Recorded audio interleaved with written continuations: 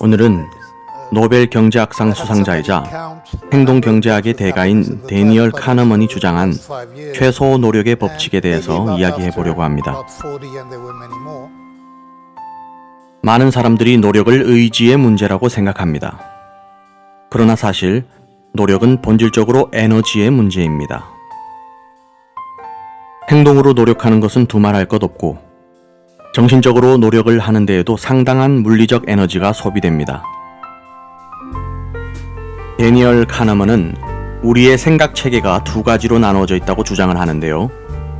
시스템 1, 대충 직관적으로 생각하기. 시스템 2, 깊이 숙고하기. 이렇게 두 가지 다른 시스템으로 나누어져 있다고 합니다. 예를 들어 1 더하기 1이라는 문제를 냈을 때 이걸 열심히 계산해서 2라고 대답하는 사람은 별로 없습니다. 머리를 쓰고 계산을 해서 나온 답이 아니라 경험상 그냥 알고 있었던 겁니다. 이때 사용되는 생각의 체계가 바로 대충 직관적으로 생각하기, 시스템 1인 것이죠. 반면에 248 곱하기 369 이걸 문제로 낸다면 곧바로 대답할 수 있는 사람은 거의 없습니다. 계산기를 꺼내든지 종이와 펜을 꺼내 곱하기를 해봐야 합니다. 깊이 생각을 해봐야 하는 영역인 것이죠.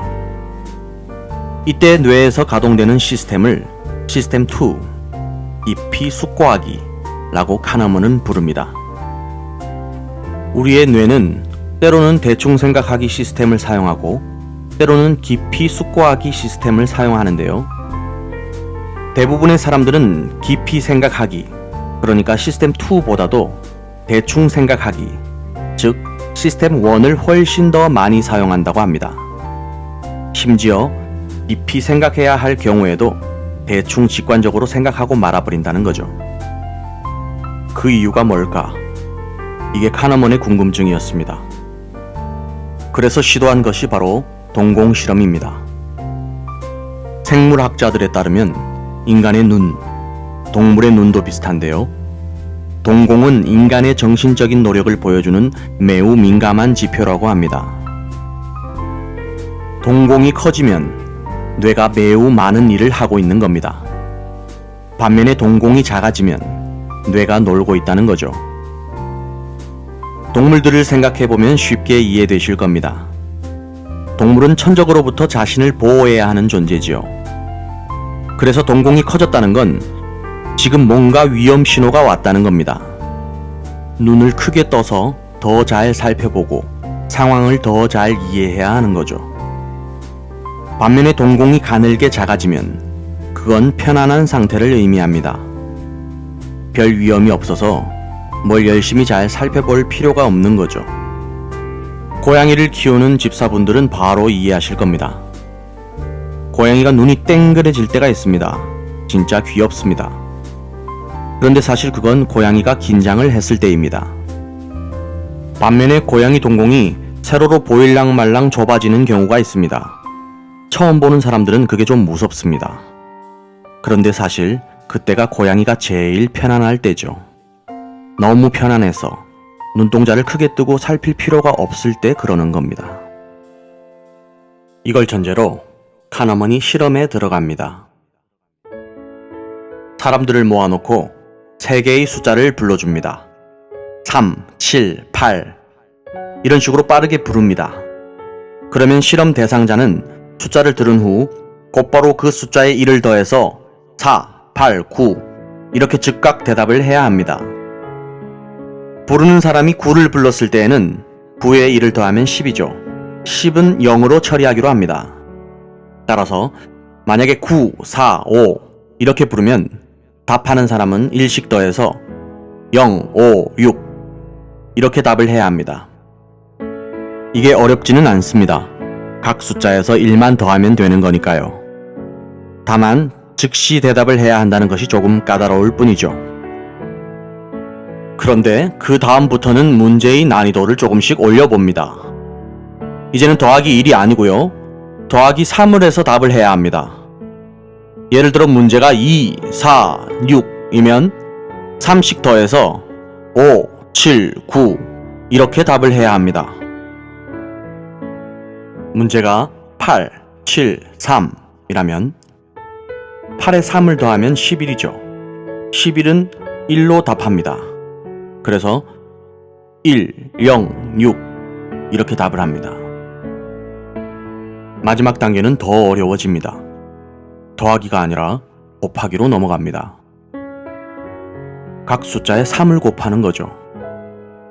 예를 들어 7, 2, 5 이렇게 불러주면 7 곱하기 3은 21, 2 곱하기 3은 6, 5 곱하기 3은 15 거기서 끝자리들을 부르는 겁니다.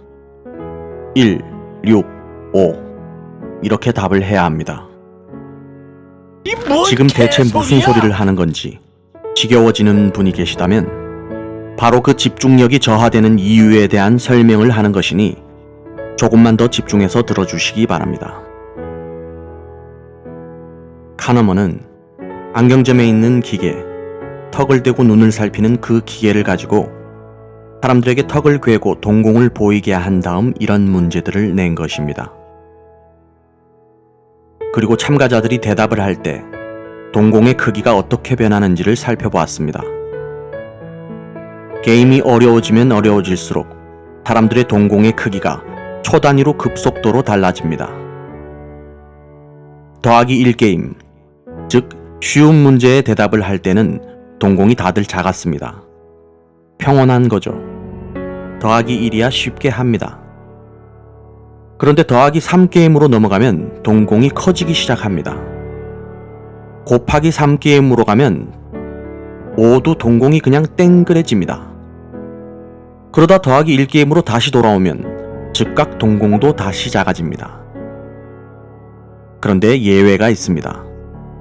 문제를 어렵게 냈는데 갑자기 동공이 확 작아질 때가 있습니다. 이건 왜 그럴까요? 카너먼이 확인을 해본 결과 그건 그 사람이 문제 풀기를 포기했다는 뜻이라고 합니다. 예를 들어 곱하기 7 이상 넘어가 버리면 대부분 사람들의 동그랬던 동공이 갑자기 확 풀린다고 합니다. 에이, 안 해. 난 못해. 하고 포기를 해버린다는 뜻입니다. 그래서 카너먼은 문제를 낸 후 사람들의 동공 크기만을 살펴본 상태에서 이 사람이 정답을 맞출 것인가, 틀릴 것인가, 혹은 포기할 것인가까지 다 알아냈다는 겁니다. 이 재미없는 산수 게임의 결론은 이겁니다. 사람은 깊이 생각을 할수록 에너지를 많이 쓴다. 동공이 커지는 것으로 그것을 증명할 수 있다. 심사숙고는 물리적으로 힘이 듭니다. 그런데요, 포기하면 편해집니다. 나 저 문제 못 풀어 하고 포기를 하는 순간 동공이 확 줄어들고 에너지 소모가 없어집니다. 뇌는 다시 편안한 상태로 돌아오죠. 즉, 포기는 사람의 에너지를 상당히 절약하는 방법이라는 뜻입니다. 과거에 마르크스가 이렇게 말했습니다. 노동자 민중들은 자본주의가 고도화될수록 착취를 심하게 당할 것이고 결국 견디다 못한 노동자들이 투쟁에 나서서 자본주의를 전복할 것이다 라는 예언을 했습니다. 하지만 그 예언은 현실화되지 않습니다. 왜냐하면 민중들 삶이 너무 고단하기 때문입니다. 안 그래도 진짜 고단해 죽겠는데, 매일 먹고 살기가 힘들어 죽겠는데 누가 와서 자본주의를 극복하자고 합니다. 투쟁을 하자고 합니다. 세상을 바꾸자고 이야기를 합니다. 사실 그분들에겐 이건 엄청난 요구입니다. 이 요구는 그분들의 뇌를 너무 피곤하게 만드는 겁니다. 그런데 세상을 바꾸려고 노력을 하다가 아유, 야 이건 안 되겠다. 난 너무 힘들어서 포기. 하는 순간 다시 우리의 뇌가 편안해집니다. 에너지도 많이 축적이 되죠. 그래서 우리는 사실 포기의 유혹에 굉장히 많이 시달리고 있습니다. 지배자들이 우리를 매일 피곤하게 하는 이유가 거기에 있습니다. 매일 먹고 살기 힘들게 만들고 당장 월세 걱정, 애들 학비 걱정, 이런저런 걱정을 하게 만들면 사람들은 새로운 세상을 꿈꾸거나 투쟁하는 일을 매우 어려워합니다. 깊이 생각하는 건 피곤하니까요. 쉽게 턱 하고 포기를 해버리면 편안해지는 겁니다. 이 이야기를 전제로 오늘의 주제로 다시 돌아와 보겠습니다. 최소 노력의 법칙. 이것은 인간뿐만 아니라 모든 동물과 모든 유전자, 사회의 모든 영역에 일반적으로 적용이 되는 법칙이라고 합니다. 이 법칙을 발견한 사람은 철학자이고요. 발전이 된 것은 언어학자에 의해 발전이 되었고, 그러다가 이 법칙이 생물학, 진화인류학, 심리학, 행동경제학, 경영학, 마케팅, 별의별 분야로 다 확장이 되었다고 합니다. 이 법칙의 핵심은 이겁니다. 모든 동물들, 그리고 우리 인간의 유전자는 본질적으로 가장 효율적인 길을 찾는다는 것입니다. 여러 개의 길이 있으면 그 중에서 가장 노력을 덜 하는 쪽으로 유전자가 움직이도록 설계가 되어 있다는 겁니다. 언어학자들이 언어의 배열을 살펴보면 가장 적은 단어로 효율적인 의사를 전달하도록 구조화가 되어 있다는 거죠. 모든 영역이 그렇습니다. 카너먼은 이 문제를 행동경제학에 끌어들입니다. 경제학적으로 사람이 노력을 한다는 것은 내가 뭔가 비용을 지불하는 것이거든요. 그런데 인간은 유전자 자체가 비용을 최소한으로 줄이려는 본능이 있다는 겁니다. 더 쉽게 말하자면 노력을 최소한으로 줄이고 최대한 많은 효과를 내려고 한다는 겁니다. 그렇다면 사람은 어떻게 행동해야 제일 효율적일까요? 정답은 하던 걸 쭉 계속하는 것입니다. 왜냐하면 새로운 걸 하면 힘이 들거든요. 여러 가지를 새로 또 배워야 하니까요. 카너먼이 또 다른 실험을 해보았습니다. 사람들에게 책을 한 권씩 줍니다. 그리고 1페이지부터 20페이지까지 알파벳 A를 찾아보세요 라고 요구를 합니다. 사람들이 열심히 A를 찾았겠죠. 대략 10분이 걸렸다고 칩시다. 이 사람들을 다시 두 팀으로 나누고 한 팀에게는 21페이지부터 40페이지까지 계속해서 또 알파벳 A를 찾아보라고 하고, 다른 팀에게는 21페이지부터 40페이지까지 알파벳 B라는 글자를 찾아보라고 요구합니다. 계속 A를 찾았었던 그 사람들은 10분이 채 되지 않았는데도 쉽게 임무를 완수합니다. 하지만 놀랍게도 알파벳 B를 찾는 사람들은 너무너무 힘들어합니다. 시간도 10분을 훨씬 넘어가게 되고 동공도 훨씬 더 크게 확대가 됩니다. 왜냐하면 이 사람들은 조금 전 실험에서 똑같이 알파벳 A를 찾았던 사람들이거든요. 이미 거기에 익숙해져 있었던 겁니다. 고작 A를 찾느냐 B를 찾느냐 하는 아주 작은 변화인데도 사람들이 이렇게 힘들어합니다. 하던 일을 계속하는 게 훨씬 쉽다는 것이죠. 여기에 대한 카너먼의 이야기를 읽어보겠습니다. 어떤 일에 능숙해지면 필요한 에너지는 줄어든다. 뇌 연구 결과에 따르면 어떤 활동에 능숙해질수록 활동 유형도 바뀌고 거기에 개입하는 두뇌 영역도 줄어든다. 일반적으로 최소 노력 법칙은 육체 활동뿐 아니라 정신 활동에도 적용된다. 이 법칙에 따르면 목표를 달성하려는 방법이 여럿일 때 사람들은 가장 힘이 덜 드는 방법에 끌리게 마련이다. 경제학에서 보면 노력은 비용이고 기술 습득은 비용과 편익의 균형을 맞추려는 의도에서 나온다. 그리고 게으름은 인간 본성에 깊이 뿌리내린 습성이다. 자, 왜 이런 이야기를 하느냐? 우리는 명절 때 오랜만에 가족들, 친척들을 만납니다. 모두들 정치적인 성향이 비슷하다면 별 문제 없이 화목하게 지나가겠죠. 하지만 친척들 중에 만났다 하면 문재인 대통령을 욕하고 박정희, 박근혜를 외치는 어르신이 계시다면 명절이 굉장히 피곤해집니다. 그 어르신들과 계속해서 싸울 수는 없고 그냥 그 자리를 피해버릴 수밖에 없습니다. 그게 친구이든 친척이든 가족이든 서로 간의 대화의 단절을 불러오고 사이를 멀어지게 만듭니다. 어떤 어르신들이 이렇게 이야기합니다. 우리 아들을 외국 유학을 보내놨더니 돌아올 생각을 안 해.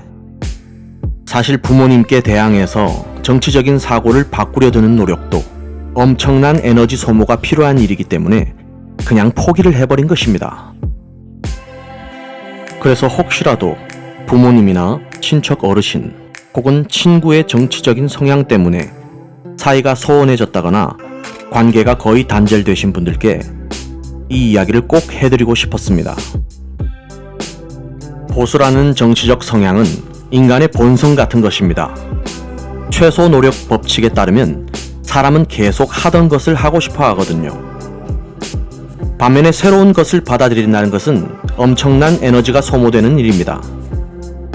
심지어 카너먼은 게으름은 인간 본성에 깊게 뿌리내린 습성이다 라고까지 이야기하거든요. 그분들이 평생 살아오면서 박정희 대통령이 훌륭한 사람이라고 들어왔고 초중고 때는 국영수 중심으로 열심히 공부해야 한다고 믿었습니다. 아직까지도 신문의 사설을 매일 읽어야 한다고, 요즘 것들은 그 중요한 사설을 읽지 않아서 시사에 무지하다 라고 생각하십니다. 그런데 그분들에게 지금 세상이 바뀌었다고, 유튜브 시대라고, 팟캐스트를 들으시라고, 갑자기 그분들의 사고방식을 바꾸라고 요구를 하면 그분들의 뇌가 너무 피곤해지는 겁니다. 그런데 동공실험에서 나타났던 것처럼 사람은 새로운 것을 받아들이길 포기하면 편해집니다. 새로운 생각, 새로운 상상, 그런 것들이 힘들어지면 에이 몰라 하고 포기를 해버립니다. 그러면 뇌도 편안해지고 에너지도 절약이 됩니다. 이것이 바로 우리나라 보수의 기반입니다. 박정희, 박근혜를 외치는 분들 대부분이 삶이 정말로 힘든 민중들이거든요. 그분들은 이렇게 생각합니다. 아유, 그냥 살던 대로 살아. 안 그래도 먹고 살기 힘든데 새로운 세상은 무슨. 사는 게 힘드니까 새로운 세상에 대한 희망을 놓아버리는 겁니다. 포기하면 당장 뇌가 편해지니까요. 그리고 자기들이 생각하는 방향과 같은 방향을 이야기하는 방송들만 주구장창 보게 됩니다. 진실과 팩트는 전혀 중요하지 않습니다. 자기가 믿는 것이 곧 진실이고 자기가 생각하는 것이 곧 정의라고 생각을 합니다. 진실을 밝히고 팩트를 체크하려면 굉장한 에너지를 소비해야 하기 때문입니다. 카너먼은 대충 생각하기 시스템 1과 깊이 숙고하기 시스템 2를 비교하면서 사람들에게 절실하게 필요한 건 시스템 2인데 본능적으로 자꾸 시스템 1에 끌리는 것이 문제라고 말을 합니다. 한번 가정을 해보겠습니다. 직장에서 상사의 비위를 적절하게 맞춰가면서 딸랑거리며 사는 것이 편할까요? 아니면 우리 정의롭게 삽시다 하면서 사장에게 대드는 삶이 편할까요? 당연히 수그려가며 딸랑거리며 시키는 대로 하고 사는 게 편한 겁니다. 진보로 사는 것은 그냥 사는 게 아닙니다. 익숙한 대로 사는 게 아니거든요. 더 나은 세상을 꿈꾸고 상상하고 변화를 위해 실천하고 연대하는 것이 진보의 삶입니다. 아주 피곤하게 사시는 분들입니다. 그래서 보수보다 진보로 사는 것이 훨씬 어려운 일입니다. 구독, 좋아요, 뿜뿌라.